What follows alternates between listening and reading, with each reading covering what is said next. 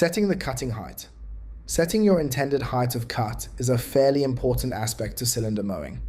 In general, it is advisable to never remove more than 1/3 of the length of grass to avoid damaging your lawn. For example, should your grass currently measure 15 millimeters high, then the absolute lowest you should cut is 10 millimeters.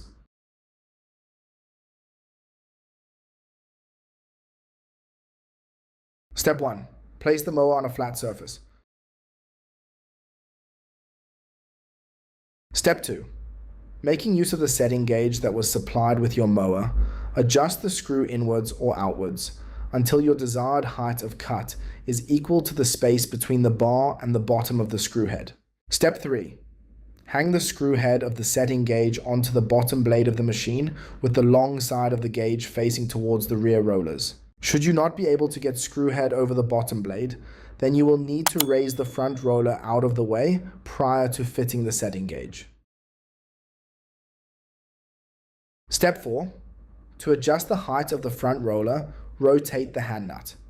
Rotating the hand nut clockwise will lower the front roller, increasing the height of cut, whereas rotating the hand nut anti-clockwise will raise the front roller upwards, reducing the mower's cutting height. Step 5. Once you have adjusted the front roller until the setting gauge fits snugly on both sides of the mower, it should be set at your intended cutting height. Step 6. Perform a final paper test on both ends and in the center. If one side cuts differently, make minor adjustments until the cutting action is uniform across the entire width.